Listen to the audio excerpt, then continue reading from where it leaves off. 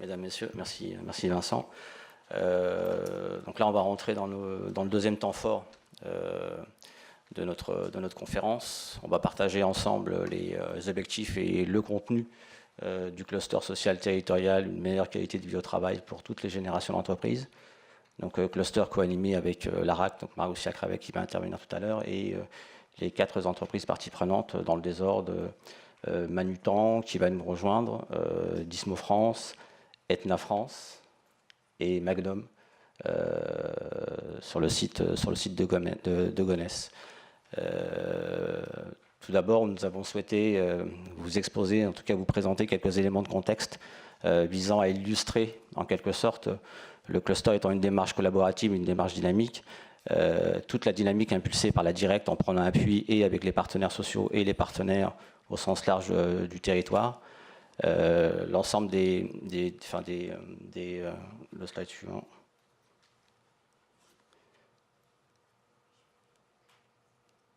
Voilà. En termes de démarche collaborative, vous le savez peut-être, dès l'année 2006, un réseau d'acteurs publics-privés a été constitué pour investir la question de la gestion des âges, la collaboration entre les générations avec un double enjeu, se préoccuper de l'intégration des jeunes en emploi, l'intégration durable des jeunes en emploi, et favoriser l'accès et le maintien des salariés les plus âgés. Dès 2015, un deuxième réseau a pris le relais en quelque sorte du premier, mais a continué à traiter la problématique de la gestion des âges, mais de manière transversale.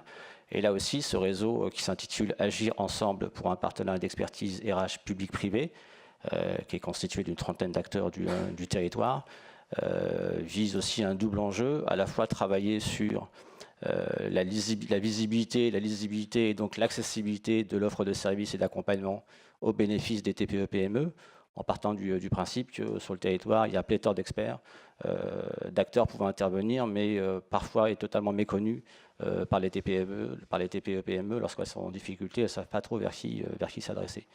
D'où le deuxième enjeu, donc travailler un petit peu sur la cohérence de l'offre de services. Et donc c'est ce qui a donné naissance au réseau Agir ensemble pour un partenariat d'expertise RH public, privé. Et là, pour le coup, on est sur une problématique d'accompagnement RH global. Hein. L'ensemble des moments de vie des entreprises sont pris en compte et sont accompagnés par les acteurs socio-économiques du territoire dans le cadre du réseau. Tout ça pour traduire de la démarche collaborative et dynamique qui existe sur ce département et qui existe grâce et par le réseau et les partenaires, du Val d'Oise. Excusez-moi. Alors, ces deux démarches, c'est d'ailleurs des principes que l'on retrouve dans le cluster hein, que va présenter Maroussia tout à l'heure. Donc tout d'abord, c'est la pluridisciplinarité de l'approche. Donc sous-entendu, les problématiques rencontrées par les TPE-PME sont multiples. Et donc ça renvoie à des expertises multiples portées par des acteurs multiples. D'où la nécessité de faire converger, en tout cas de mettre un peu de cohérence dans tout ça et puis d'avancer ensemble et d'être en mesure de pouvoir intervenir de manière pragmatique et opérationnelle de manière assez rapide, ou alors en tout cas si on n'a pas la compétence d'avoir identifié préalablement la compétence et de la faire réagir et de pouvoir orienter le bon interlocuteur quand il faut, au moment où il faut, pour une réponse rapide pour la TPE, pour l'entreprise. Donc la prise en compte de l'ensemble des champs ressources humaines, donc ça je l'ai déjà évoqué, hein, c'est l'essence même des deux réseaux, et particulièrement le réseau Agir ensemble pour un partenariat d'expertise RH public-privé. La co-construction d'outils. La vocation de ce réseau, c'est d'accompagner, mais c'est aussi de produire collectivement, d'avoir des productions collectives sur des problématiques qui sont convergentes et qui ont été identifiées préalablement. Donc vous avez eu un certain nombre de supports qui vous ont été, qui sont sur la table d'accueil. La vocation du réseau aussi, c'est de contribuer à la professionnalisation des pratiques d'acteurs pour mieux réinvestir ce qu'on a pu apprendre dans son quotidien de travail et aussi valoriser les pratiques d'acteurs et les pratiques d'entreprise. On est aussi on accompagne, mais en même temps, on essaie de détecter les bonnes pratiques pour pouvoir les essaimer, ce qui nous semble être fondamental et extrêmement important. Et puis enfin, une fois qu'on a fait tout ça, on ne le garde pas entre nous, on capitalise, on communique, on le diffuse le plus largement possible. C'est l'objet ce qui va vous être présenté tout à l'heure dans le cadre de la boîte à outils qui a été élaborée dans le cadre du cluster. Alors tout ça pourquoi? Pour en arriver à... Ah oui, pardon, il y a encore le slide là. Donc là, c'est quelques illustrations de ce qui a pu être produit par ces deux réseaux. Hein. Donc vous voyez que ce sont des réseaux qui sont extrêmement actifs. Donc il y a à la fois la production de guides, enfin d'outils, de quiz, des choses pragmatiques hein, qui sont immédiatement opérationnelles et pour lesquelles les entreprises peuvent se saisir et s'en saisir de manière extrêmement rapide, en considérant que chaque entreprise est singulière et donc les outils sont totalement adaptés à la singularité de l'entreprise. Les trophées trajectoires, donc là on était sur la valorisation de pratiques exemplaires qui ont pu être essaimées depuis. Le guide sur le référentiel des compétences intergénérationnelles dans un contexte de vieillissement de la population active. Il nous avait semblé important aussi d'outiller les managers qui sont entre le marteau et l'enclume pour pouvoir mieux manager leurs équipes. Un outil sur toujours aussi à destination des managers qui a été élaboré avec 6 pays partenaires européens. Dans le cadre du premier réseau, il y avait les acteurs économiques du territoire, mais il y avait aussi un certain nombre de pays et acteurs européens. Un guide sur la transmission, la transmission des savoir-faire en situation de travail.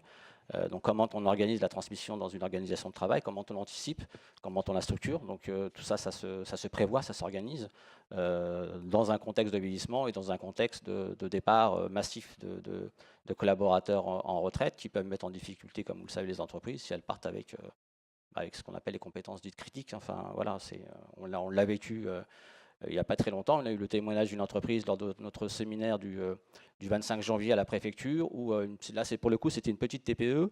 Elle avait une de ses collaboratrices qui était détentrice de compétences fondamentales pour l'entreprise et qui devait déménager en province. Et si la personne partait, c'était l'assurance, la mise à clé sur la porte pour la TPE. Et pour le coup, ils ont travaillé sur la dimension du télétravail. Donc elle a pu partir et travailler à distance et elle a pu maintenir et puis continuer à produire pour la TPE. Voilà un exemple concret de solution qui est pragmatique et opérationnelle qui peut être apportée. Pour en revenir à notre cluster, alors pourquoi est-ce qu'on a souhaité dans le Val d'Oise investir la question, développer le cluster social territorial, une meilleure qualité de vie au travail pour toutes les générations d'entreprises? Parce qu'on a souhaité contribuer au renforcement du dialogue social dans les organisations, dans les entreprises, les informer, les sensibiliser et puis surtout les outiller. Donc ça a donné lieu avant le démarrage du cluster, le cluster a démarré en janvier 2017, à tout un travail en amont au niveau de la directe avec le pôle travail et le pôle emploi. Vous savez qu'au niveau de la directe, il y a plusieurs pôles, mais notamment pour ce qui nous concerne, le pôle travail et le pôle emploi. Et on a travaillé sur la capitalisation d'un certain nombre d'accords qui ont été déposés, donc des accords qui traitent des thèmes du cluster, notamment l'égalité professionnelle, la gestion des âges, la prévention de la pénibilité, l'OPOTH.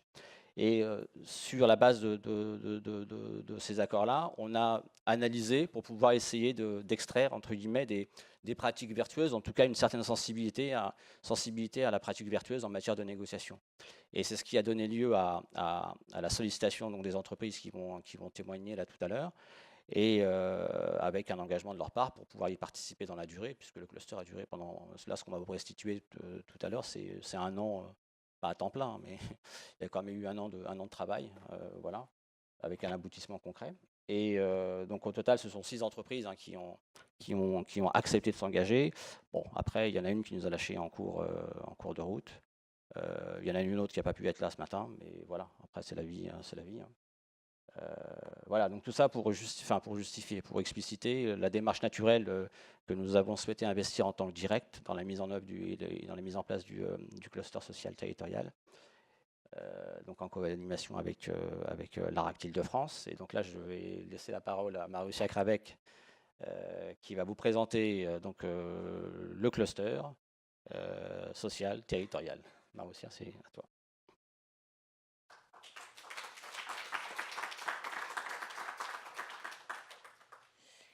Bonjour à tous, donc Marussia Kravec de l'ARACT Île-de-France. Alors avant de vous présenter le cluster social, une meilleure qualité de vie au travail pour toutes les générations d'entreprises, je vais vous présenter ce que c'est qu'un cluster social, parce que c'est une démarche qui reste encore assez confidentielle. Donc un cluster pour les anglophones, c'est une grappe, donc une grappe d'entreprises, en général entre 6 et 10 entreprises, qui ont en commun soit un secteur, soit un territoire, ce qui est le cas du cluster qui nous intéresse aujourd'hui, et une problématique. C'est une démarche qui a été développée par le réseau ANACT-ARACT depuis quelques années et qui présente 4 caractéristiques principales que je vais rapidement détailler. La première et la plus importante, c'est une dynamique paritaire. Donc toutes les entreprises qui participent au cluster sont représentées par un binôme, représentant de la direction et représentant des salariés, qui peut prendre des formes différentes selon les thèmes du cluster. Dans certains cas, c'est les délégués syndicaux, parfois les secrétaires du CHSCT, les représentants d'une DUP, selon les thématiques traitées. C'est une action collective qui combine des moments inter-entreprises, donc des journées d'échange de pratiques, d'apport de méthodos, d'outils, et des accompagnements intra-entreprises. Donc chaque entreprise du cluster bénéficie, si elle le souhaite, d'un accompagnement sur ses problématiques propres. La troisième spécificité, c'est qu'on est sur des approches expérimentales. Donc, en général, les clusters traitent de sujets innovants ou nouveaux socialement, ce qui était le cas du cluster qui nous anime aujourd'hui, puisqu'il s'agissait de négocier dans un nouveau cadre. Et enfin, la quatrième caractéristique des clusters sociaux, c'est un enjeu de capitalisation. C'est-à-dire qu'au-delà des entreprises bénéficiaires, comme vous l'a dit Hakim Kamouche, là, il y avait 6 entreprises du Val d'Oise qui bénéficiaient de la démarche cluster. L'enjeu de capitalisation, c'est de produire des outils, des méthodes, des guides qui vont pouvoir être utilisés par un plus grand nombre et donc transférés à un plus grand nombre d'entreprises. Alors, dans le Val d'Oise, comment s'est déroulé le cluster ? Donc, comme l'a indiqué Hakim, au départ, on avait 6 entreprises, la plus petite de 53 salariés, la plus importante près de 1700, donc une variété et de secteurs et de taille d'effectifs qui était intéressante de mon point de vue, mais les entreprises pourront peut-être témoigner à ce sujet. Et l'objectif de ce cluster, c'était d'accompagner ces entreprises dans un nouveau cadre de négociation. Alors, ce qu'il faut savoir, c'est qu'à l'époque où on a lancé le cluster, le cadre de négociation n'était pas celui qu'il est aujourd'hui. Donc, on a dû aussi, ARACT, UD, entreprises, nous adapter au fil de la démarche aux évolutions législatives, aux évolutions réglementaires. Au démarrage, quand on a lancé le cluster avec l'unité départementale de la Directe du Val d'Oise et la RACT Île-de-France, les entreprises étaient en cours de renégociation de leur accord contrat de génération. Et en parallèle, on leur proposait par l'intermédiaire de la loi de modernisation du dialogue social et de l'emploi, puis par la loi travail, on encourageait à l'époque les entreprises à regrouper leurs thématiques de négociation autour des fameux 3 grands blocs. Donc on a saisi cette double opportunité, unité départementale et ARACT, pour proposer aux entreprises un accompagnement de leurs négociations dans ce nouveau cadre de regroupement. Et l'enjeu pour nous, c'était de faire en sorte qu'il y ait davantage de liens finalement entre essentiellement les problématiques égalité professionnelle femmes-hommes et qualité de vie au travail et les problématiques gestion des emplois et des parcours et gestion des âges. Alors, le cluster a démarré en février 2017. Il s'est déroulé donc sur une période un peu plus courte, un peu moins d'1 an. Il a combiné donc 5 journées collectives d'échange de pratiques entre entreprises et donc d'apport d'outils, de méthodos. Chaque journée était espacée d'à peu près 1 mois et demi, 2 mois pour permettre aux entreprises de tester les outils qu'on leur avait proposés dans le cadre de ces journées collectives. Et puis, la plupart d'entre elles ont bénéficié, elles pourront en témoigner, d'accompagnement là cette fois au sein de l'entreprise pour vraiment les aider à préparer leurs négociations, à analyser leurs données sociales et à problématiser sur les sujets qui nous intéressaient. À l'issue du cluster, le livrable qui a été choisi par les entreprises, c'est vraiment d'un commun accord qu'on a décidé de produire cette boîte à outils. Donc le livrable qui a été choisi, c'est une boîte à outils en ligne. Alors initialement, on envisageait de faire un guide et puis on s'est dit qu'un guide, c'était peut-être moins opérationnel pour les PME. Donc on a conçu une boîte à outils en ligne que je vais vous présenter rapidement et ensuite on fera une focale dans le cadre des témoignages des entreprises du cluster sur certains outils de cette boîte à outils. Voilà donc la forme de la boîte à outils en ligne négociation dans les PME. Donc elle est disponible sur le site ARACT Île-de-France et elle est structurée autour de 3 grands blocs. Un bloc introductif avec des outils plutôt transverses, un bloc focalisé sur les problématiques qualité de vie au travail et égalité professionnelle, et un bloc sur la gestion des emplois, des parcours et des âges. Le premier bloc, donc introductif et transversaux, propose en fait des éléments de cadrage sur la négociation, tels qu'ils viennent par exemple de vous être présentés par Vincent Lefebvre. Hein. Donc l'idée, c'est de permettre aux PME de connaître le cadre réglementaire. Donc, comme je vous le disais, il a évolué, nos outils évoluent et s'adaptent aussi en permanence. Et donc différents outils qui vous seront présentés par les entreprises qui permettent vraiment de préparer la négociation. Donc on est vraiment sur l'amont des négociations. Le deuxième bloc donc, regroupe des outils qui sont plus spécifiquement dédiés à la négociation sur la qualité de vie au travail et l'égalité professionnelle. Il s'adresse principalement aux entreprises qui souhaitent négocier de façon conjointe l'égalité professionnelle et la qualité de vie au travail telle que c'est aujourd'hui proposé, mais pas seulement. Une entreprise qui souhaiterait traiter des deux sujets de façon dissociée peut trouver dans cette rubrique des outils comme par exemple un autodiagnostic sur la qualité de vie au travail, un autodiagnostic dont on parlera sur le droit à la déconnexion, hein, qui fait partie aujourd'hui de cette thématique de négociation. Et enfin, la troisième partie de la boîte à outils est destinée aux négociateurs sur la partie gestion des emplois, des parcours et des âges, puisque si le contrat de génération n'existe plus, il est toujours possible pour les entreprises de négocier en matière de gestion des emplois et des parcours, d'intégrer les problématiques d'insertion des jeunes et de maintien en emploi des salariés seniors. De notre point de vue, c'est important et c'est même nécessaire de regrouper ces thématiques. Hein. C'est difficile de faire de la gestion prévisionnelle sans s'intéresser à la pyramide des âges de son organisation.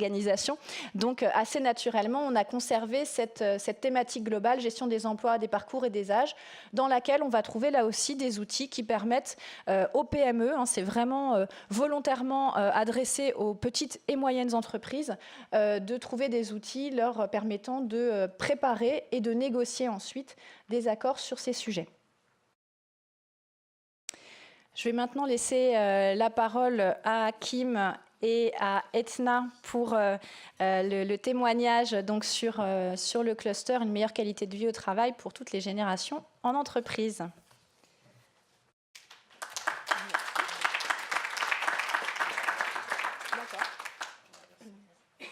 Donc on va juste inverser l'ordre de passage, le temps que nos collègues de l'entreprise Manutan nous rejoignent. Ils ont pris un peu de retard. Donc là, je vais appeler les représentants de l'entreprise Magnum et la représentante donc, de l'entreprise Dismo France.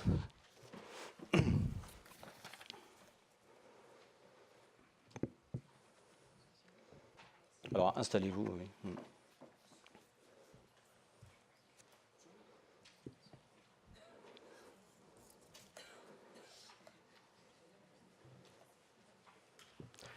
Alors, on va demander tout d'abord à l'entreprise Magnum donc de présenter l'entreprise et puis de vous présenter. D'accord. Bonjour, donc je suis Stanislas Surin, je suis DRH de l'entreprise Magnum. Magnum est une entreprise qui a été créée dans les années 80. Nous sommes une entreprise du secteur de l'événement. On est prestataire technique dans l'événement, le spectacle. Voilà. On compte à peu près 300 salariés avec une spécificité, c'est qu'on embauche des intermittents du spectacle. On a un ADN qui fait qu'on est une entreprise un petit peu à la base de passionnés par les métiers, pour la technique du spectacle. Alors on s'occupe un petit peu de salles de spectacle, on se crée un petit peu on travaille dans l'événementiel, donc on s'occupe par exemple de l'éclairage de la Tour Eiffel, on s'occupe du Stade de France, on s'occupe de lieux type comme le cirque d'hiver ou le Carrousel du Louvre. On travaille dans les domaines de la Fashion Week, on travaille sur les spectacles, on travaille sur des événements, des congrès, voilà, c'est un peu notre activité principale. Et on a aussi un ADN social assez fort, c'est que, étant donné qu'on est une entreprise qui a commencé avec des dirigeants qui étaient des simples techniciens, on va dire, et puis que maintenant ça a grossi un petit peu dans le temps, on a donc un dialogue social qui est assez fort et on échange régulièrement. Je dirais avec nos salariés et puis nos délégués du personnel. Manu, je vais te laisser te présenter. Oui, bonjour, Le Mézier, délégué syndical, CFTC, SNS. Voilà, pour la suite. Alors, la deuxième question, c'était, vous avez participé au cluster là, pendant un an. de manière très assidue. Vous en tirez quoi comme bilan? Alors, au départ, quand on nous a appelés, j'avoue que j'étais un petit peu dubitatif parce que je ne savais pas ce que c'était. Donc, au départ, je posais pas mal de questions. Ça, c'était là pour le premier effet. Après, bon, bien sûr, comme on est un petit peu, on essaie d'innover, on était un petit peu curieux, savoir c'était quoi. Et donc là, on a eu Maroussia qui nous a donné un petit cours, un petit peu comme vous avez fait, pour savoir un peu ce que c'était. Et puis à la fin, je pourrais vous dire qu'on a été assez enthousiaste parce que c'est vrai que c'est un peu, pour moi, un peu une nouveauté en termes de dialogue social. On est toujours un peu la tête dans le guidon à courir après le législateur qui a beaucoup d'innovation, et puis il faut qu'on arrive à suivre, c'est pas toujours évident. Et puis là, c'était une autre manière un petit peu de voir les choses, à savoir qu'on est un petit peu quand on est dans une entreprise, on est toujours un petit peu à regarder nos problèmes internes, et puis là, ça a permis d'échanger avec d'autres entreprises déjà, pour regarder en fait que on n'est pas si mauvais que ça, en fait, au final, de pouvoir comparer un peu ce que font les autres. Et puis, c'est aussi l'occasion d'échanger avec les délégués du personnel, de trouver, de se voir en dehors d'un contexte, et surtout d'échanger avec d'autres entreprises. C'est là où c'est très enrichissant. Et ça permet un peu de revoir un petit peu les choses. Alors nous, on avait une particularité, on était un petit peu en avance par rapport aux accords. On avait déjà engagé pas mal de choses. Par contre, il y a une chose qui est claire, c'est que si demain je refaisais un accord, je ne le ferais pas de la même manière. Voilà, c'est ça, c'est clair que ça a changé totalement notre vision de l'approche d'un accord. Déjà, d'avoir des outils, c'est assez pratique. On se faisait chacun ses petits outils de manière intuitive. Puis là, on a quand même des choses qui, même si on individualise toujours, d'avoir un cadre, c'est très très pratique pour l'entreprise. Et puis, on va dire, ça dépend du taille d'entreprise. Quand on est une TPE et quand on est une boîte de 1000 personnes, c'est vrai qu'on a des ressources qui sont importantes. Donc, c'est simple. Quand on est une TPE de 50 personnes, c'est plus compliqué d'avoir les ressources pour avancer.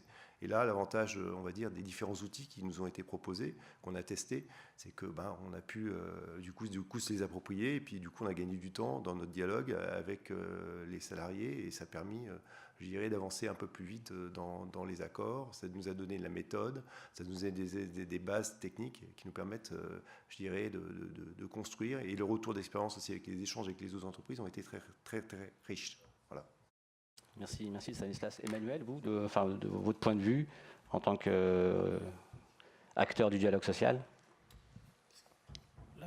Ce qui s'est passé, c'est que le fait donc de rencontrer plusieurs sociétés, de fait complètement différentes, avec des secteurs d'activité différents, nous a quand même ouvert les yeux sur les problématiques rencontrées d'une manière générale chez les personnes, chez les sociétés. Et donc, comment dire, ça y est, petit blocage. Je n'ai pas l'habitude de prendre la parole au public, excusez-moi. Non, on est entre nous, là, on est entre nous. Et donc, réellement, ce qui nous a apporté, c'est le contact donc, avec les autres sociétés et aussi l'aide de l'ARACT et de vos services. Bien sûr. En gros, voilà ce que je peux dire en très résumé. C'est très bien, c'est parfait. Oui, pardon, monsieur Donc, Surin. directement, moi, je vais remercier l'ARACT, justement, et l'ARACT de nous avoir invités, parce que ça nous a fait, entre guillemets, un peu grandir dans notre dialogue interne, et puis ça nous a apporté un peu plus de matière grise en termes de réflexion. Tant mieux, super. Donc là, vous avez cité la boîte à outils. Parmi l'ensemble des outils qui ont été co-construits, vous en avez choisi un, la cartographie des accords. Avant de vous donner la parole, donc Maroussia va nous présenter l'outil cartographie des accords. Alors oui, ça veut bien, ça marche, c'est merveilleux. Alors la cartographie des accords d'entreprise fait partie des outils qui sont dans la boîte à outils en ligne, dans la partie outils introductifs et transversaux, puisque le but de cette cartographie, en fait, donc c'est vraiment en préalable de la négociation, de recenser toutes les mesures présentes dans les précédents accords de l'entreprise et de s'interroger en fait sur leur pertinence, sur notamment le souhait à la fois des directions et des organisations syndicales de reprendre ou non ces mesures, de les faire évoluer, de les modifier, et ce, en précisant dans quel futur accord. Donc on est vraiment sur une logique d'état des lieux du passé. Quelles sont les mesures existantes au sein des accords de mon entreprise? Alors on peut raisonner au niveau de l'entreprise, mais on peut très bien aussi reprendre les accords de branche, hein, c'est tout à fait possible dans cet outil. Donc vous avez vraiment tous les accords qui peuvent être pris. Donc là, en l'occurrence, égalité professionnelle femmes-hommes, le temps de travail, la durée du travail, les anciens accords GPEC, les anciens accords contrat de génération. C'est important. L'idée, c'est vraiment de partir du passé pour s'interroger sur l'avenir et sur la façon dont on va ou non réintégrer les différentes mesures qui préexistaient. Voilà en quelques mots, hein, donc la présentation de l'outil, et je rends la parole à Magnum pour peut-être témoigner sur la façon dont ils l'ont utilisé. Merci, Martial. À vous. Alors, je dirais que dans une entreprise, même quand on a la volonté d'avoir un vrai dialogue social, on a tendance à faire un empilement d'accords. Et on empile, on empile, et puis à la fin, on en finit par en oublier le contenu. Et on s'aperçoit que dans un accord, il y a un peu de redite dans un autre accord, que on va dire les indicateurs de suivi sont soit pas suivis, premièrement, ça peut être le cas, soit qui ne correspondent plus à la législation actuelle, et qu'on a tendance à se perdre dans la multiplicité des accords. Nous, on avait plusieurs accords, on en avait 4, au final, on a terminé avec 2, parce que je pense qu'on ne peut pas tout mélanger quand même. Mais ce qui est important dans cet outil, c'est de savoir où est-ce qu'on en est, et puis de savoir en fait qu'est-ce qu'il y a dedans, et comment on peut, entre guillemets, un peu le faire évoluer, parce que c'est clair qu'on s'enrichit, le retour d'expérience, on s'enrichit tout au long de notre parcours de dialogue social. Et pour nous, ce qui était important dans l'outil, c'est de faire un peu une photographie. On fait une photographie à l'instant T de nos accords. On regarde un peu plus en détail, on n'est plus dans la négo, on sort de ce contexte-là. Et là, on regarde un peu où est-ce qu'on en est. C'est un peu une photographie, un arrêt sur image qui nous permet de faire ce que j'appellerais un état des lieux. Une fois qu'on a fait cet état des lieux, eh bien, on regarde s'il y a toujours une cohérence. Et si on ne peut pas, au lieu d'avoir 3, 4, 5 accords, un peu essayer de réduire pour que ce soit plus lisible et plus facile à suivre. Parce que l'important d'un accord, ce n'est pas de le signer, c'est de le faire vivre. Et pour le faire vivre, il faut qu'il soit en cohérence avec notre dialogue social, qu'il soit simple et lisible, ce qui n'est pas toujours le cas. De temps en temps, on met un petit peu de déco dans nos accords. Et on en oublie la substantifique moelle, qui est le contenu. Et puis, quand on a un contenu, on va dire, intéressant, c'est comment on le suit, quels sont les indicateurs qu'on met en place, et qu'on fasse vivre ces indicateurs, qu'on les fasse potentiellement évoluer. Et cette cartographie, cet arrêt sur image, c'est une manière un peu de faire un état des lieux de où en est notre dialogue social et comment on peut le faire vivre et le faire avancer. Et c'est quelque chose ça paraît simple en fait en soi, mais c'est quelque chose que nous, on n'avait pas fait. Et du coup, en refaisant le point, on a simplifié les choses, on s'est rendu compte qu'il y avait des choses qui ne servaient à rien, on s'est rendu compte aussi qu'il manquait des choses. Et du coup, on a regardé tout ce qui était, bien sûr, la durée, le périmètre, tous les thèmes, savoir un petit peu, on ne fait pas assez de points intermédiaires. Voilà, je dirais que le constat qu'on a fait par rapport à cette cartographie, c'est d'un certain côté le manque de suivi. C'est pas qu'il n'y avait pas de volonté, c'est que, je rappelle, on est un peu pris dans notre spirale de vie de tous les jours. Et que même si on est très volontaire pour signer des accords, de temps en temps, on a du mal à les suivre. Voilà. Merci. Emmanuel ? Non, rien de plus à ajouter ? Donc là, on a bien retenu, hein, vous avez dit tout à l'heure que c'est un outil simple. Finalement, c'est dans les outils simples, les outils simples sont les plus efficaces. L'ensemble des outils qui sont dans le cadre dans la boîte, ce sont des outils opérationnel, immédiatement opérationnel, j'allais dire, ensuite adapté en fonction de la singularité de l'entreprise. Donc c'est ce que vous avez fait. C'est vrai qu'on a eu la chance d'avoir des outils présentés qui étaient excessivement intéressants, notamment sur tout ce qui est pyramide des âges et autres, sur l'égalité homme-femme. Dans les entre guillemets critiques qu'on avait fait à l'époque, c'est que c'était l'outil, il n'était pas obligatoirement adapté à toutes les tailles d'entreprise, parce que les informations qui étaient générées par certains outils, on va dire, ne s'adaptaient pas à toutes les entreprises. Par contre, il est clair que chaque entreprise pouvait, entre guillemets, piocher un peu dans ce qu'elle voulait faire. Voilà, c'est vrai que plus l'entreprise est petite, plus on va avoir besoin d'outils, entre guillemets, clés en main, sans modification. Plus l'entreprise va être grosse, plus elle va aller un peu plus loin dans la démarche.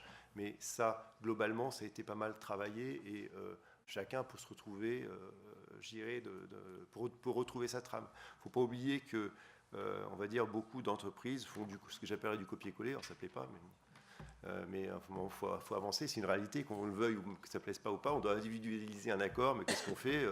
Moi, le premier, qu'est-ce que j'ai fait? Moi, j'ai regardé sur Internet, qu'est-ce qu'il y a, puis on essaie de... Voilà. Donc, plutôt que d'aller regarder sur Internet, tomber sur des trames qui ne sont pas toujours bonnes, là, on a une trame qui est, entre guillemets, à la fois validée par des acteurs et qu'on a pu tester. Donc, c'est autant utiliser ce type de trame que d'aller piocher une trame qui ne correspond pas à des entreprises, de manière générale.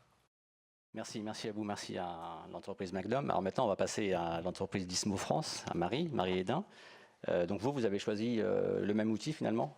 Oui. Voilà. Alors pourquoi? Alors pourquoi? Parce que tout simplement, comme disait Stanislas, il est très simple d'utilisation. Donc il nous a permis déjà de relire, il nous a un peu obligés à relire tous nos accords, à faire un inventaire de l'existant et ensuite de synthétiser toutes les mesures qui avaient été prises au cours des dernières années dans l'entreprise. Et en fait, ce qu'il y a, c'est qu'en relisant les accords, on s'est rendu compte que certaines mesures étaient certainement méconnues des salariés qui avaient été embauchés au cours des dernières années parce qu'on ne faisait pas forcément la publicité de ces mesures, notamment celles prises dans le cadre des NAO, parce que les NAO, on a tendance à dire, voilà, c'est une année, hop, on range ça, on passe à l'année suivante. Et du coup, on a retrouvé certaines mesures en se disant c'est dommage parce qu'il faut qu'on les remette en avant, et notamment dans le cadre de la négo sur la qualité de vie au travail, sur tous les aspects santé, sécurité, où on s'est dit c'est dommage parce qu'on n'a pas d'accord spécifique. Là, c'est l'occasion de l'intégrer dans cet accord QVT. Donc voilà, donc vraiment l'outil... je rejoins forcément Magnum parce qu'on l'a utilisé, je pense, de la même manière. Donc c'est vraiment les gros points forts de cet outil, c'est voir en fait aussi comment on peut répartir après, parce qu'en fait on ne le voit plus, mais dans l'accord, on prend chaque mesure et puis on se dit est-ce que c'est plus sur la partie temps de travail, rémunération, plus qualité de vie, égalité professionnelle et plus GPEC. Donc ça nous permet en fait de mieux cibler et de se dire effectivement, on va peut-être rassembler certains accords en un seul pour avoir une trame un peu plus cohérente et aussi d'éviter de relancer des négos tous les 3 mois quand se termine un accord. Très bien, merci beaucoup Marie. Et vous n'avez pas présenté votre entreprise et vous n'êtes pas présentée? Donc Marie Hédin, chargée de ressources humaines chez Dismo France.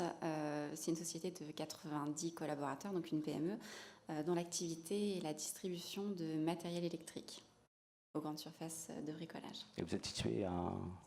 On est situé à Saint-Ouen-l'Aumône. À Saint-Ouen-l'Aumône, dans le parc d'activité. Voilà. Et donc la même question que pour Magnum, vous avez participé pendant un an à ce cluster et vous en tirez quoi finalement? Déjà, on avait, c'est vrai, beaucoup... au départ, on était très curieux aussi de voir ce qui allait nous être présenté au cours de la première réunion. Nous, notre état d'esprit, donc je parle aussi au nom de Karine Bonsergent, notre déléguée syndicale FO qui n'a pas pu venir aujourd'hui, on était un peu dans le flou en fait, de se dire, au niveau de la réorganisation des négociations, qu'est-ce qu'on doit faire, comment on doit s'y prendre. Donc c'était plus la curiosité qui nous a poussé à nous inscrire. Donc on avait envie d'en savoir plus. Pour ma part, j'avais déjà utilisé certains outils de la RACT et de la Direct dans le cadre de l'accord contrat de génération. Oui. Donc je savais qu'il y avait des outils qui étaient plutôt bien faits, donc je voulais voir un peu ce qu'on allait nous proposer dans le cadre du cluster. Aussi, quelque chose de nouveau pour nous, c'était de faire participer les organisations syndicales. Donc ça, c'était vraiment un gros plus parce que ça nous permet à terme d'obtenir un accord cohérent en toute transparence aussi. Parce que vraiment, là, c'est vraiment une réflexion qu'on a menée au cours de cette année avec Karine.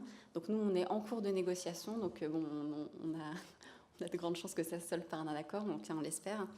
Et puis, tous ces outils comme disait Stanislas tout à l'heure, sont essentiels parce ils permettent aussi, enfin nous on est un peu la phase test, Oui. on teste ces outils et puis il y avait un réel échange après avec la Directe et la RACT pour dire bah oui ça s'applique sur le terrain ou non, bah non parce que ça techniquement on ne peut pas le compléter, ou voilà, donc c'était aussi l'intérêt, et puis aussi en termes de gain de temps, puisque on n'a pas tous la chance d'avoir un service relations sociales qui est dédié vraiment à ce type de problématique. Donc on a effectivement tout le quotidien, tout le reste à gérer, et certaines négos sont peut-être un petit peu lourdes aussi pour des PME comme les nôtres. Et ce que ça nous a apporté aussi. Oui, oui. Donc du coup, on a eu vraiment des échanges constructifs avec les autres entreprises, et donc ça aussi, c'était un gros plus. C'était intéressant de connaître aussi les dispositions qui avaient été mises en place dans d'autres structures qui pourraient éventuellement s'appliquer dans la nôtre. Donc c'est vraiment l'échange de bonnes pratiques. On parle de capitalisation, hein, c'est le bon terme. Ça nous a aussi permis, je pense, de prendre un peu de recul par rapport à nos accords, et puis de se dire aussi qu'en fait, dans le cadre de la QVT, on ne partait pas de zéro. Oui. Grâce à la cartographie, on a vu qu'on avait déjà des billes. Des choses qui étaient faites. Ouais. Exactement. Ouais. Donc déjà, c'est un côté aussi un petit peu rassurant. Donc aujourd'hui, je pense qu'on a une vision qui est quand même beaucoup plus claire. On sait un peu plus où on va. Et donc, je pense que tous les échanges qu'on a eus au cours du cluster vont beaucoup nous aider dans la négociation. Et donc, je tiens à remercier donc, la Directe et la RACT aussi, et donc Maroussia qui fait un accompagnement individualisé et qui nous apporte aussi un regard extérieur qui est un peu plus neuf et qui nous permet aussi de réfléchir un peu différemment. Oui, bien sûr. Voilà. Très bien. Écoutez, merci beaucoup Marie. Il y a une chose qu'on n'a pas soulignée, mais pour ajouter un petit peu, rajouter de la dynamique au cluster, c'est que les journées de collaboration de travail se passaient dans les entreprises en fait. Donc ça permettait aussi de visiter de pouvoir visiter les entreprises parties prenantes de la démarche. Donc c'est aussi un côté attractif et intéressant, quoi. Voilà. Merci à vous trois.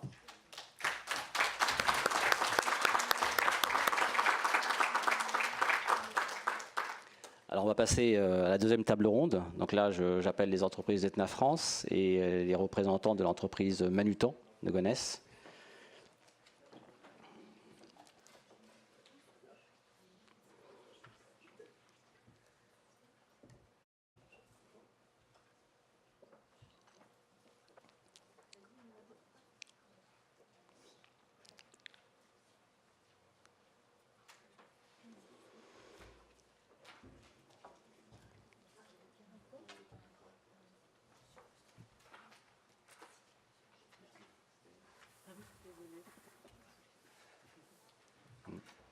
Donc là, on va commencer par Etna France, donc, qui se trouve dans le parc d'activités de Taverny, me semble-t-il. Voilà, donc comme tout à l'heure, une présentation de votre entreprise, de vous-même, et du bilan. Du bilan. Et ce que vous retirez de la participation dans le cadre de ce cluster. Alors, je me présente déjà, Patricia Rose, responsable RH de la société Etna France, dont le siège social est basé à Taverny, dans le 95. Je te laisse te présenter aussi. Ouais, je ferai une présentation. Tu veux? Oui, alors bonjour, je suis François Kolodjezik, donc chargé d'affaires au sein de la société Etna France et secrétaire du CHSCT.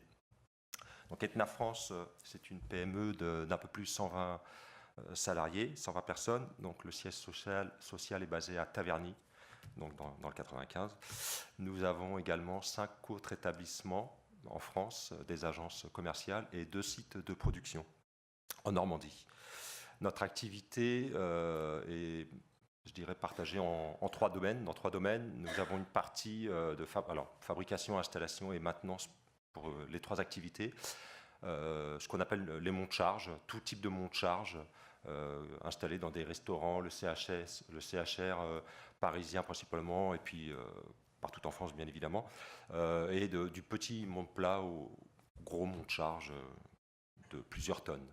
Une autre activité qui concerne les établissements ERP pour la mise en accessibilité aux personnes à mobilité réduite. Et une troisième activité qui est plus dans le domaine du privatif. Donc là, on touche plutôt les seniors et puis le confort privatif par des petits ascenseurs et des montes-escaliers, des sièges que vous pouvez voir parfois dans la publicité. Cette société a été créée en 1986. C'est une entreprise familiale.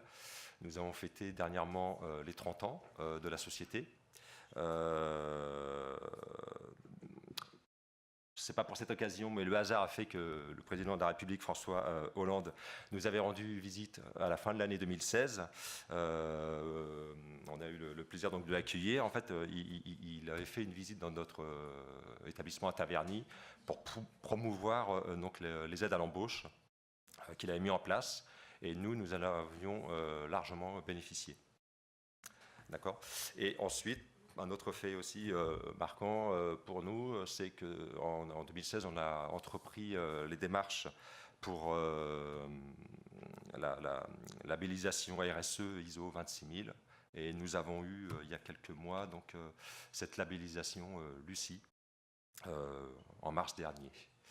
Donc, voilà pour la présentation de l'entreprise. Moi, ce que je peux dire pour le cluster, c'est que il y a des choses très intéressantes et je ne veux pas être très innovant parce que mes prédécesseurs ont déjà dit, je pense, ce dont on est tous d'accord, c'est qu'effectivement,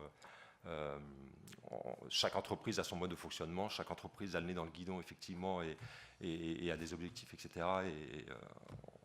C'est pas évident de se dégager du temps. Le cluster a permis, permet de prendre un peu de recul et de regarder ce que font les autres, et c'est toujours très enrichissant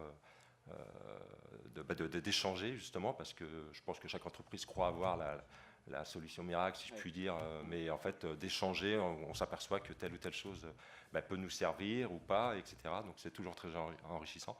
Alors, je n'ai, à titre personnel, pas pu assister à toutes les réunions, mais les quelques réunions que j'ai assistées, effectivement, ça permet d'échanger, de connaître et puis de voir un peu, et puis de se rendre compte aussi qu'effectivement, chaque entreprise dans son coin a des problématiques. Et rien que le fait d'échanger sur quelques réunions, on se sent mieux, on se sent moins seul, et ça permet effectivement, je pense, d'avancer très positivement. Voilà ce que je peux vous dire, en tout cas, ce qui me concerne.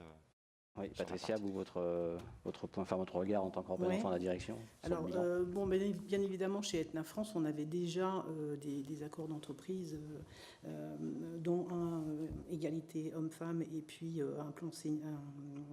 un plan en faveur des seniors, mais qui arrivait en fin de validité, donc ça tombait très très bien qu'on nous ait proposé ce cluster, puisque en fonction des nouvelles législations qui n'arrêtaient pas d'évoluer, on va dire, voilà, on était un petit peu dans le brouillard quand même. Le fait que ça soit initié par la Directe et par la RACT, c'était quand même très très rassurant au niveau législatif, justement. Voilà, ça nous a permis d'être très très très bien bordés sur tout ce qui est législation. Voilà, de ce côté-là. Le fonctionnement en binôme, ça c'est vraiment ce qu'il y a de mieux. On a un dialogue social assez bon en entreprise, malgré le fait qu'on n'ait pas de délégués syndicaux, mais bon, voilà, ça se passe relativement bien, je pense, hein, François. François, voilà. On est entre nous là. Voilà, donc les outils de la RACT ont été vraiment, je ne suis pas innovante non plus, ça a été dit, et puis ça vous est présenté de toute façon.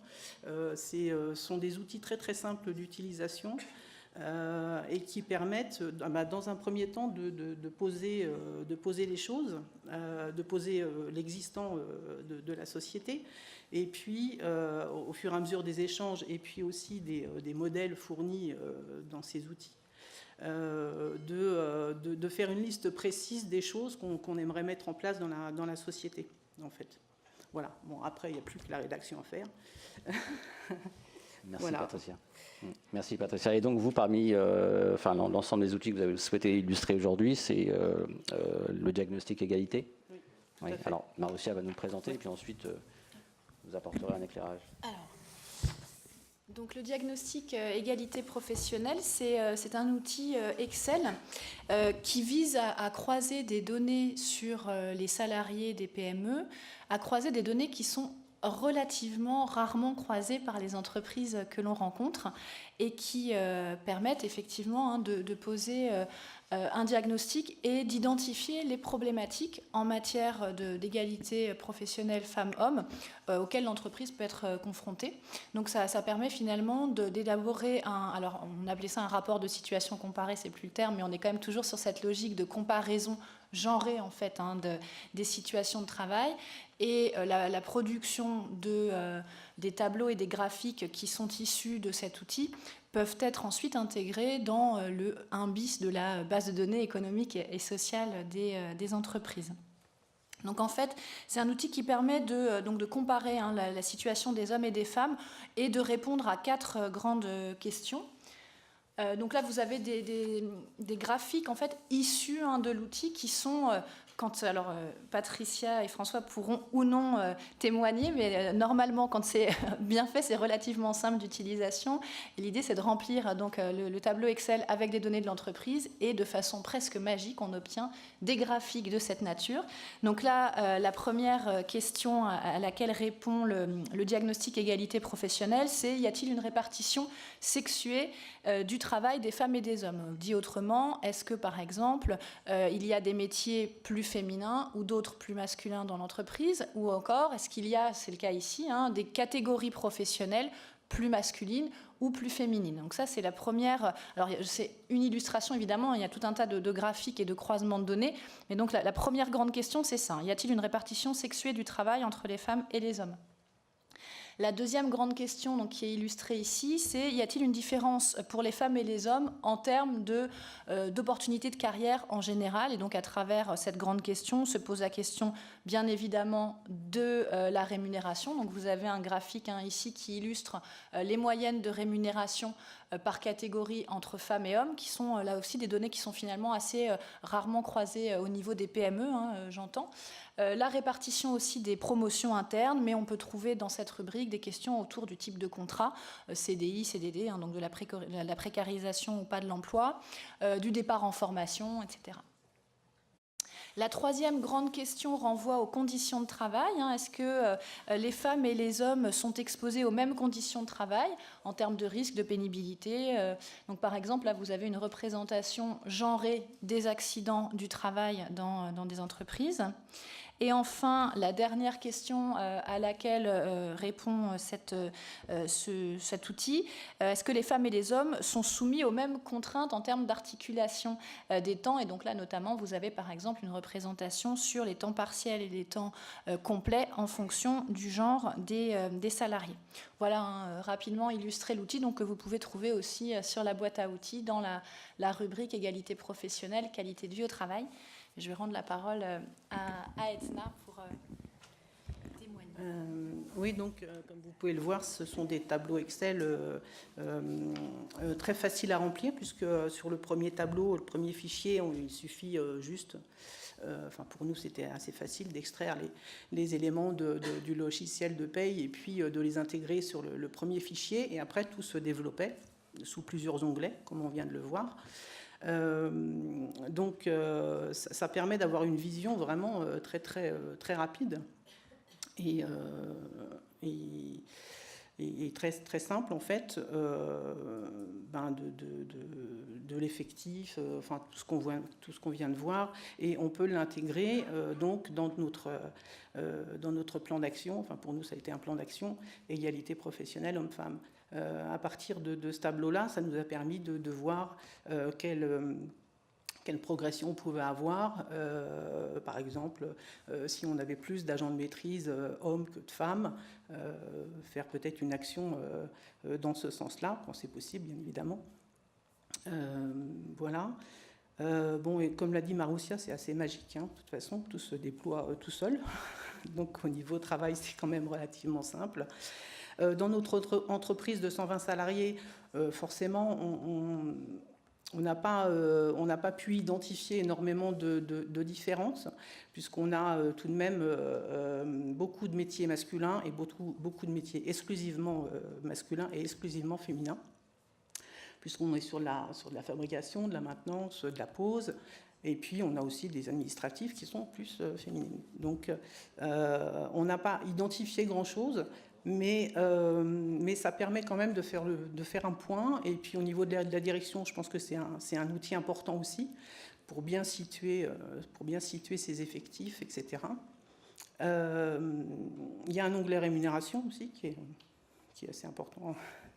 Voilà, ce qui va nous permettre aussi dans un deuxième temps, en plus d'avoir basé notre plan d'action égalité homme-femme, QVT égalité homme-femme, de faire tous les ans le bilan social qu'on doit fournir au CE. Voilà, il va être basé là-dessus aussi. Ça va nous simplifier l'existence. Merci, merci Patricia pour votre retour. Le deuxième outil que vous avez choisi d'illustrer, c'est l'autodiagnostic droit à la déconnexion. Pareil, Maroussia va nous le présenter, et puis ensuite, François, vous réagirez, je crois. Alors, l'autodiagnostic droit à la déconnexion, c'est un outil qui est donc aussi disponible dans la boîte à outils et qui permet de repérer les domaines sur lesquels l'entreprise peut progresser en matière de droit à la déconnexion. C'est plutôt un outil qu'on utilise vraiment en amont de la négociation. Alors, il peut servir, nous par exemple, on l'a utilisé dans le cadre du cluster au sein des journées collectives pour qu'il y ait un échange entre direction et représentants du personnel, délégués syndicaux, sur leur première vision déjà des problématiques en matière de digitalisation et de droit à la déconnexion dans l'entreprise. Donc c'est vraiment un outil de démarrage de négociation pour commencer à poser un état des lieux sur cette question du droit à la déconnexion. Il peut servir aussi aux entreprises qui, sans forcément aller jusqu'à la négociation, mais qui doivent produire aujourd'hui une charte sur le droit à la déconnexion. Donc là aussi, plutôt que de produire un outil type, se fonder sur les réelles problématiques ou en tout cas les difficultés un peu spécifiques de l'entreprise sur ce sujet. Donc il est structuré autour de six grands thèmes. Sur le droit à la déconnexion. Donc le premier thème, c'est la charge informationnelle, c'est ce qui renvoie, ce qui est souvent le plus visible quand on parle de droit à la déconnexion, on pense tout de suite aux avalanches de mails. Donc c'est vraiment à cette dimension que fait écho le premier domaine, charge informationnelle, tout ce qui renvoie à l'infobésité, le fait d'être destinataire de mails dont on ne devrait pas être destinataire par exemple, toutes les questions autour des copies, etc. La deuxième dimension, c'est connexion et concentration. Donc là, ça renvoie aux difficultés que peuvent rencontrer les salariés dans la gestion de leur activité au quotidien. C'est déjà un thème qui est moins traité quand on parle du droit à la déconnexion. Ce n'est pas forcément ce à quoi on pense de prime abord, et pourtant il y a des vraies problématiques autour de l'impact de la surconnexion sur la concentration des salariés. Le troisième thème, c'est connexion et vie privée. Donc là, on est plutôt sur les problématiques de conciliation des temps et l'impact de l'utilisation des nouvelles technologies sur le non-respect des temps de repos, des temps de congé, etc.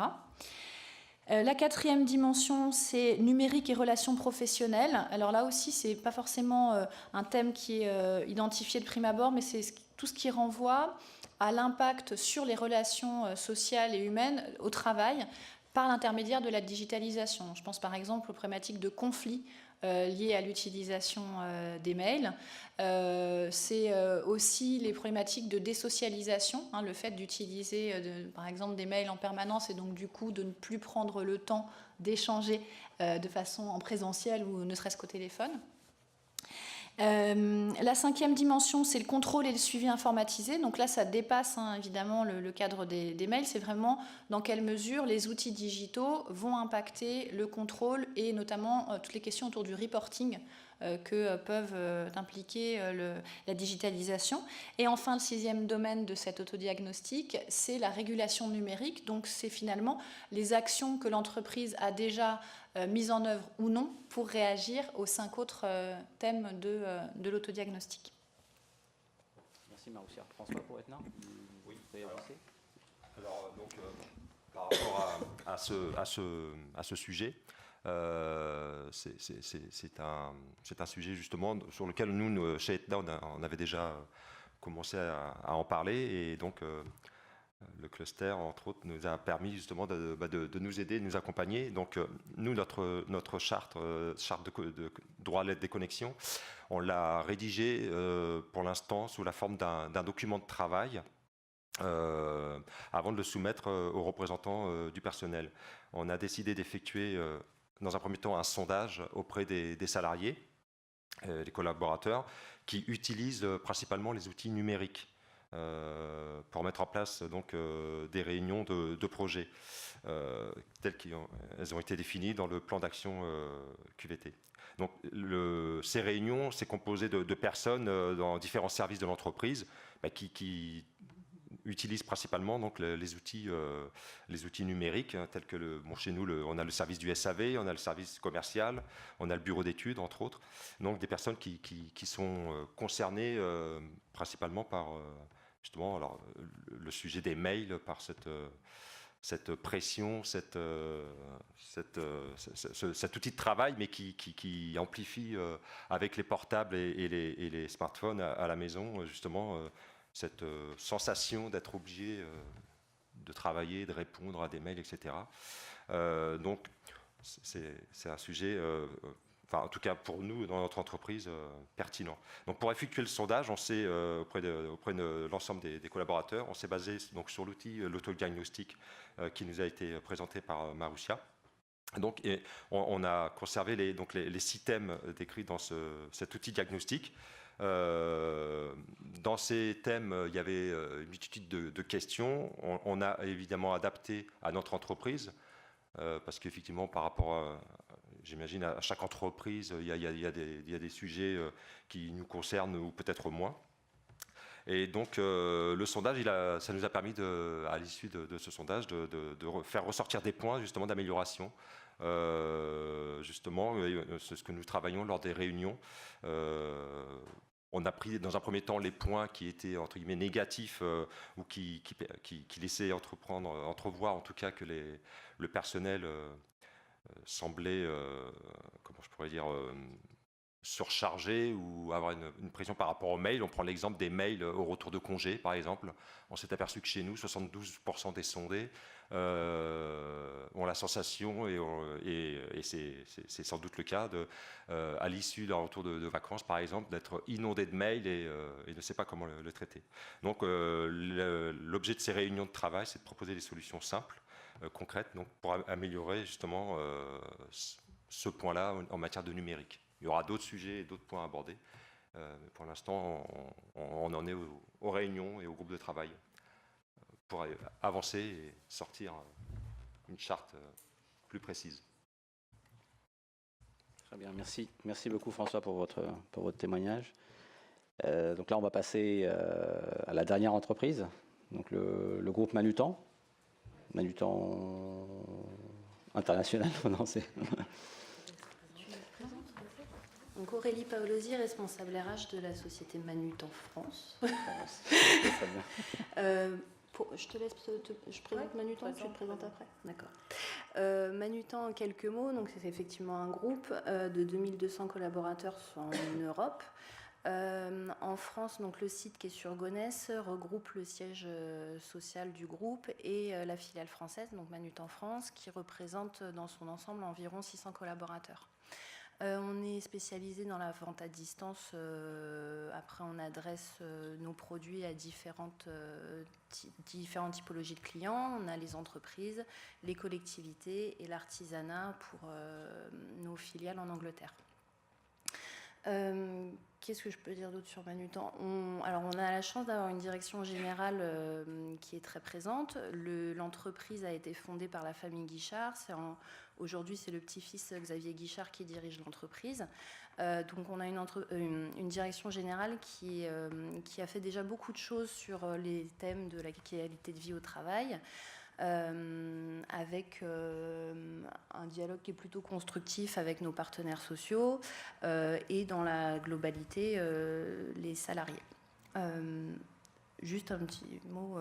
Donc pour la deuxième année consécutive, on est heureux d'intégrer le palmarès des entreprises où il fait bon vivre, qui est décerné par l'Institut Great Place to Work.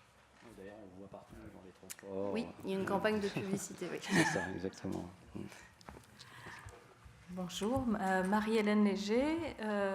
Je suis déléguée syndicale chez Manutan. J'y suis depuis 16 ans. Mon rôle chez Manutan, c'est aussi de fabriquer le catalogue qui est aussi très connu puisque c'est un beau pavé de 3 kilos. Et donc je le fais à la fois pour la France mais aussi pour les autres filiales européennes. Donc plutôt un travail groupe. Par rapport au site que citait Aurélie, excuse-moi, on a effectivement la chance d'avoir rejoint un site qui s'appelle la ZAC des Tulipes, qui est en face des pistes du Bourget, où on a comme un village, puisque on a la chance de bénéficier on a une université où on peut faire à la fois des activités culturelles, genre peinture, musique, des cours d'anglais, des cours, beaucoup de choses, un centre sportif et donc où il y a des salariés à temps plein pour nous accueillir, pour faire des séances yoga, escalade, squash, Et sinon aussi, on a un restaurant d'entreprise avec des salariés locaux et c'est pas un restaurant inter-entreprise où c'est vraiment produit sur place avec des valeurs de produits de saison, etc.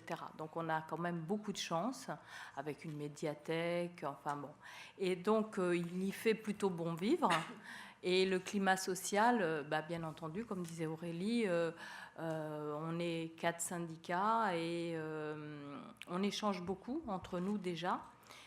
Donc ça, c'est très positif parce que ce n'est pas le cas dans toutes les entreprises où les gens ne communiquent pas forcément étroitement.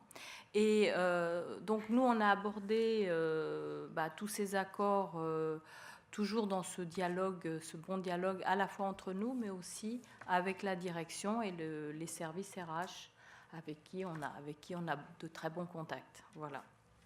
Merci Marie-Hélène. Le bilan de votre participation au cluster, vous y avez participé de manière assidue, vous nous avez même accueillis la première journée, je crois, il me semble. Voilà. Donc je peux confirmer que le restaurant était... on y mange bien, ça se dit. Et il fait bon vivre, c'est clair. Le bilan global, donc le cluster, alors ça rejoint un peu ce qui était déjà énoncé. D'une part, c'était une opportunité effectivement qui tombait à point nommé puisqu'on arrivait à la fin des différents accords sur l'égalité professionnelle, le contrat de génération, et avec les nouvelles obligations de négociation, la QVT. J'étais un peu perdue, donc votre invitation est tombée juste au moment où il fallait. Donc moi, ce que j'ai apprécié, c'est justement ces relations avec la directe qui sortaient des relations que je pouvais avoir, qui étaient juste purement administratives, je dirais, où on envoie les accords, on envoie tout un tas de documents administratifs. Donc là, on a pu mettre des visages au sein de la directe. On a beaucoup apprécié la qualité des échanges de ces journées, les outils qu'on nous a proposés. Second apport de ces journées, ça a été la relation qu'on a pu avoir avec les autres entreprises du Val d'Oise. On est toujours avide de voir un petit peu ce qui se passe chez nos voisins, comment ils s'y prennent, comment les sujets sont abordés, quelle idée on peut aller piocher chez les uns et les autres. Donc ça, pour nous, c'était très enrichissant et vous l'avez dit aussi de pouvoir visiter d'autres entreprises. C'est toujours un moment de pouvoir se déconnecter de son quotidien et d'aller voir à l'extérieur ce qui se passe. Et puis voilà. Hein c'est déjà bien. Marie-Hélène ? Pareil. Moi, j'ai beaucoup apprécié d'aller, en effet, dans les autres, sur les sites. Moi, c'est au-delà des personnes avec qui on a bien échangé et l'échanger aussi les accords au fur et à mesure qu'ils se construisaient, de façon à partager un petit peu les pratiques. Et et sinon d'aller dans les sites, parce que bon, j'ai expliqué qu'on était dans un très bel endroit, mais bon, on a tendance un petit peu à se dire qu'on est les meilleurs, et finalement j'ai apprécié aussi d'autres organisations, d'autres lieux, et c'était très, très enrichissant. Merci Marie-Hélène. Donc vous, ce que vous avez souhaité illustrer, parmi les deux outils, le premier c'est l'outil de pilotage dynamique dans le cadre de la qualité de vie au travail. Donc Maroussia, en quoi cet outil est dynamique? C'est une bonne question à laquelle je ne vais pas répondre. Alors, l'outil de pilotage dynamique qualité de vie au travail, c'est un outil qui finalement dépasse presque la négociation qualité de vie au travail. On peut l'intégrer aux outils transversaux, puisque l'idée, c'est vraiment de recenser l'ensemble là des actions, des projets, des chantiers, des mesures que l'entreprise met en place en faveur de la qualité de vie au travail.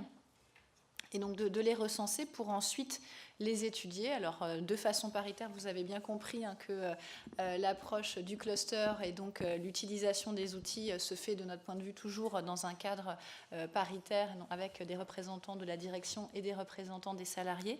Là, l'idée, c'est donc d'identifier tous les chantiers, toutes les actions menées par l'entreprise qui peuvent contribuer à la qualité de vie au travail, et d'évaluer finalement ces différentes mesures, ces différentes actions à travers différents critères, notamment sur quel champ de la qualité de vie au travail ces mesures contribuent. Par exemple, est-ce que c'est plutôt des mesures qui vont servir l'égalité entre les femmes et les hommes? Est-ce que c'est plutôt des mesures qui vont améliorer la santé des collaborateurs? Est-ce que c'est des mesures qui vont renforcer le dialogue social? Donc, quel impact en matière de qualité de vie au travail vont avoir ces mesures? On s'interroge également sur l'importance de celle-ci en termes de priorité pour l'entreprise. On évalue aussi ensemble le dispositif en place. Est-ce qu'il est satisfaisant? Est-ce qu'il mérite des améliorations, une progression? On s'interroge enfin sur le type de mobilisation à envisager pour chaque mesure. Est-ce qu'on est plutôt sur de la négociation? Est-ce qu'on est plutôt sur de la consultation? Est-ce qu'on est plutôt sur une mobilisation globale de l'ensemble des salariés de l'entreprise? Et enfin, l'idée, c'est à travers l'analyse de toutes ces mesures d'élaborer son plan d'action et pourquoi pas son accord en matière de qualité de vie au travail. Merci Maroussia. Manutan, comment vous l'avez renseigné? Est-ce qu'il est dynamique? Alors, cet outil, moi, il m'a permis de préparer les négociations sur la qualité de vie au travail et notamment déjà d'avoir un temps dédié où j'ai pu... cet outil a été pour moi un guide pour vraiment me poser, réfléchir à toutes les actions qu'on avait en place, issues de différentes sources, que ce soit des accords collectifs, des pratiques dans l'entreprise, mais dont on n'avait pas forcément conscience qu'elles pouvaient intégrer la qualité de vie au travail, et aussi une feuille de route au niveau de la DRH Group avec un certain nombre d'actions qui étaient planifiées, mais finalement pas suffisamment partagées avec nos partenaires sociaux. Moi, j'ai envie de dire, je baigne dedans au quotidien, mais c'est vrai qu'après, c'est pas quoi. C'est des sujets qui ne sont pas abordés tous les jours avec les partenaires sociaux. Donc voilà, ça nous a permis de faire le recensement de toutes ces actions, d'avoir une vue exhaustive de tout ce qu'on fait qui peut être intégré à la qualité de vie au travail, et après de se dire comment on priorise les chantiers, quels sont les pans les plus importants pour nous dans les différents thèmes qui rentrent dans la qualité de vie au travail, sur quoi on se focalise en premier, et puis pouvoir prioriser les différents sujets. Marie-Hélène, vous voulez... Alors effectivement, ça nous a permis, même si on ne l'a pas fait, il aurait fallu le faire vraiment à deux, mais bon, les timings ont fait qu'on l'a fait un petit peu chacun de notre côté, et Aurélie, elle a été jusqu'au bout. Mais en effet, ça nécessitait de reprendre les accords déjà existants et de lister au fur et à mesure. Et c'est là qu'on s'est rendu compte que il y avait déjà énormément de choses et qui du coup n'étaient pas forcément toujours connues, parce que quand c'est un accord qu'on a signé à 3 ans, on n'y pense pas tous les jours. Et donc c'était très riche de voir qu'il y avait déjà énormément de choses, et dont certaines, au fur et à mesure qu'on dit si on met ça, on fait ça aussi. Donc il y avait plein de choses aussi que l'on faisait mais qui n'était pas écrite. Voilà. Formalisée, oui. Et donc, là, oui, c'était plutôt une bonne surprise. Et c'est vrai qu'après, en tant que déesse, je me disais, qu'est-ce qu'on peut apporter de plus, quoi. Maintenant, il faut demander encore. Et donc, ça nous donne effectivement des pistes sur des choses pour l'avenir, quoi. Voilà, elle ne le sait pas encore. Merci. Voilà. Merci Marie-Hélène. Donc un outil précieux d'aide à la décision finalement et d'orientation à la prise de décision. Merci. Notre dernier outil, pour finir la table ronde, donc vous avez choisi d'illustrer le tableau de suivi des accords. Maroussia, qu'est-ce que c'est que le tableau des suivis des accords ? Alors, en fait, c'est une partie de la trame. Donc, dans la boîte à outils, on a rédigé des trames d'accords qualité de vie au travail et égalité professionnelle femmes-hommes. Alors, je tiens à préciser que c'est indiqué dans la boîte à outils, mais j'insiste quand même là-dessus. Évidemment, l'idée, c'est de permettre en fait, aux entreprises d'avoir une sorte de checklist des points qui doivent être abordés dans la négociation et ou dans l'accord global qualité de vie au travail, égalité professionnelle. En aucun cas, il ne s'agit d'un modèle et chaque entreprise peut tout à fait faire le choix de traiter certains points et pas d'autres, en tout cas de traiter certains points dans cet accord et d'autres points dans d'autres accords. Néanmoins, on a donc proposé ces trames d'accords à la fois sur qualité de vie au travail et égalité professionnelle et vous avez une autre trame d'accord sur gestion des emplois et des parcours. Et à l'issue de cette trame, vous avez tout simplement un tableau de synthèse qui recense toutes les mesures négociées dans le cadre de l'accord. Et pour chaque mesure, vous avez un calendrier indicatif à formuler. Ça peut être juste une année, mais au moins faire l'effort de définir une temporalité pour chacune des mesures et des indicateurs correspondants. Alors, on a élaboré cet outil tout simplement parce qu'on a étudié de nombreux accords au fil des années, que ce soit les accords seniors, égalité professionnelle, contrat de génération, donc en partenariat direct à RACT. On a eu l'occasion de faire de nombreuses études sur les accords et l'un des éléments qui ressortait quasiment systématiquement, c'était l'absence, ou en tout cas la faiblesse de calendrier. Donc, du coup, pas de plan d'action, pas de priorisation et souvent aussi des difficultés dans l'évaluation des mesures parce que pas d'indicateur précis. Donc l'idée de ce tableau, c'est finalement d'encourager les négociateurs dès la négociation à se dire, pour chaque mesure, je définis un calendrier, nous définissons un calendrier et nous définissons des indicateurs d'évaluation. Voilà. Merci Maroussia. Marie-Hélène, oui. Aurélie. Alors moi, c'est devenu, au-delà en effet de synthétiser l'accord, moi ça devient un véritable outil où en effet on n'a pas tous les jours le temps d'aller regarder ou à des points clés de négociation, d'avoir en tête tout ce qui a été, tous les accords que l'on a passés, passés. Et donc moi maintenant c'est devenu un outil que j'ai toujours, j'imprime cette dernière page et pour chaque accord. Et en fait, régulièrement, à des points mensuels, par exemple, on peut faire le bilan, dire tiens, ça on avait dit qu'on le ferait à tel moment, où est-ce qu'on en est, etc. Et c'est vraiment, en tant que DS, c'est un véritable outil. Et même, plutôt que de relire, alors je comprends Maroussia, parce que moi déjà à relire tous les accords qui sont existants, je dis mais au fait on a mis ça où, c'est dans lequel alors. Et à force, c'est quand même très riche et ça peut être vite un petit classeur s'il faut passer toutes les pages. Voilà. Et là, l'idée, c'est qu'on a vraiment, ça me sert de synthèse et de pilote pour dire est-ce que, tiens, on avait dit qu'on le faisait au premier trimestre, est-ce qu'on l'a fait ? Voilà. Et du coup, on le met dans tous nos accords, quels qu'ils soient. Parce qu'en effet, c'est dès qu'il y a, on dit on fait ci, on fait ça, à la fin, il y a une synthèse. D'accord. Donc, amplement apprécié et utilisé. Merci Marie-Hélène. Aurélie ? Oui, alors juste pour rejoindre ce que a dit Marie-Hélène, effectivement, c'est un outil qui est très rapide finalement à mettre en place et qu'on a adopté qui est en annexe de chacun des accords qu'on a signés depuis. Le principal intérêt, c'est d'avoir cette vue synthétique, globale des différentes actions au sein de l'accord, avec le calendrier et les indicateurs. Ce qui répond aussi à l'évolution de la législation, où de plus en plus on nous demande dans les accords d'avoir des indicateurs chiffrés, de les suivre. Et donc nous, ça nous permet d'avoir cette vue globale. Merci beaucoup.